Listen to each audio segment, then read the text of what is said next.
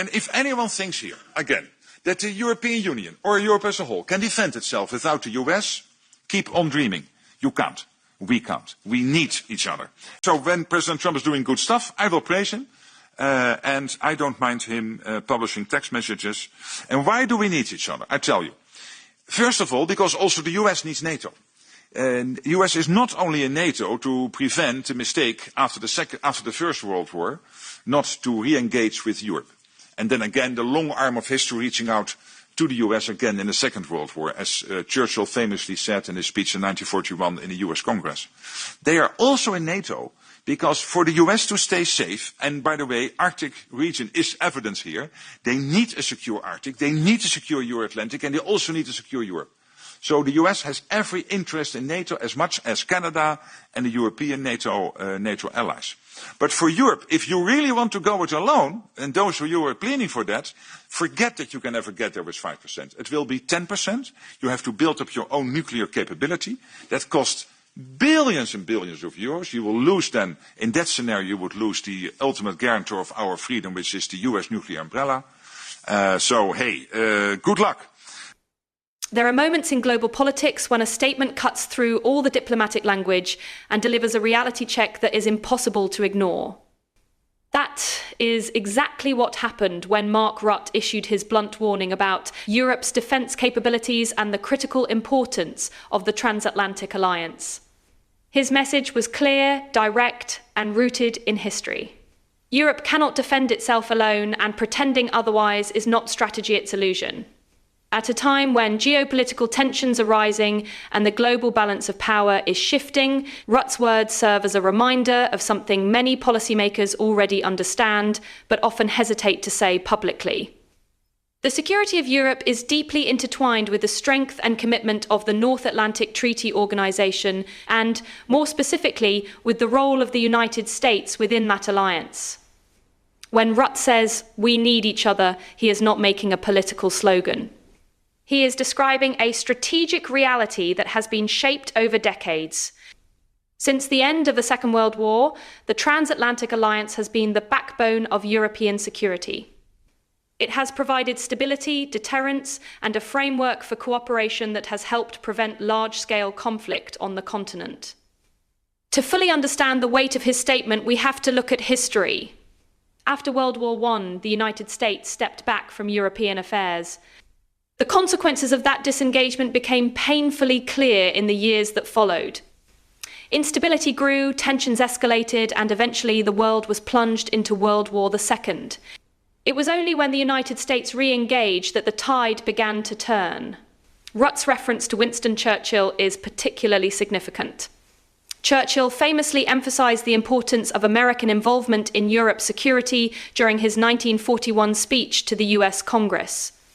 That moment marked a turning point, highlighting the necessity of transatlantic cooperation in preserving freedom and stability. Fast forward to today, and the lesson remains the same. The idea that Europe could simply step away from the United States and build an entirely independent defense system is, as Rutte puts it, unrealistic. It is not just about military budgets or troop numbers. It is about the entire infrastructure of defense, including intelligence, logistics, advanced technology, and most importantly, nuclear deterrence. One of the most critical points in Rutte's statement is his emphasis on the nuclear umbrella provided by the United States. This is often overlooked in public discussions, but it is one of the key pillars of NATO deterrence strategy.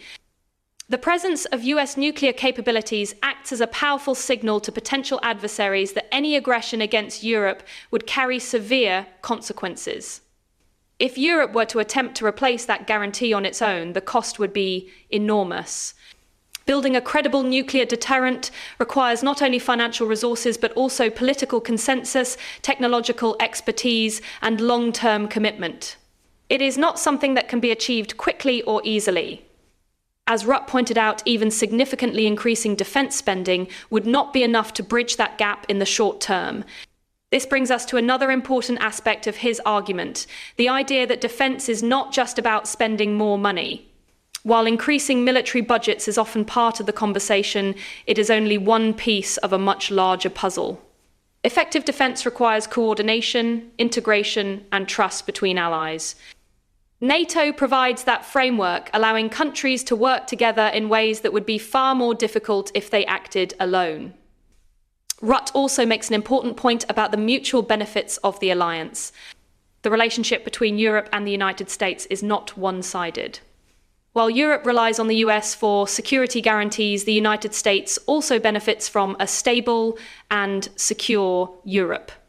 This is particularly evident when considering strategic regions like the Arctic, where geopolitical competition is intensifying. A secure Euro-Atlantic region contributes to global stability, which in turn supports economic growth, trade, and international cooperation. For the United States, maintaining strong alliances in Europe is not just about helping others, it is about protecting its own interests. This mutual dependence is what makes NATO such a unique and enduring partnership. In recent years, there has been growing discussion about whether Europe should take on a greater share of its own defence responsibilities. This is a valid and important conversation. Many European countries have already begun increasing their defence spending and strengthening their military capabilities. These efforts are essential, not as a replacement for NATO, but as a way to make the alliance stronger and more balanced. Rutte's warning should not be interpreted as a call for Europe to remain passive. On the contrary, it is a call for realism.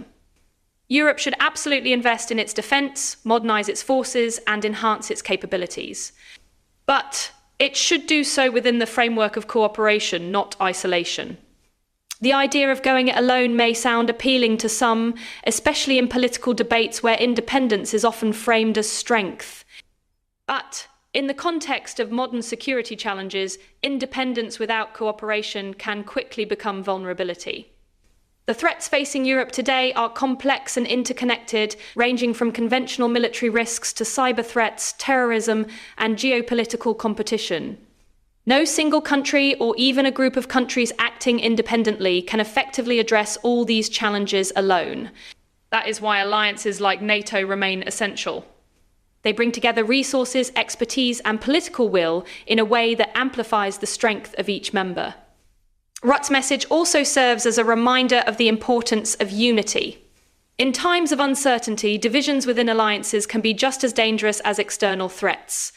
Maintaining strong relationships between Europe and the United States requires continuous effort, dialogue, and mutual respect.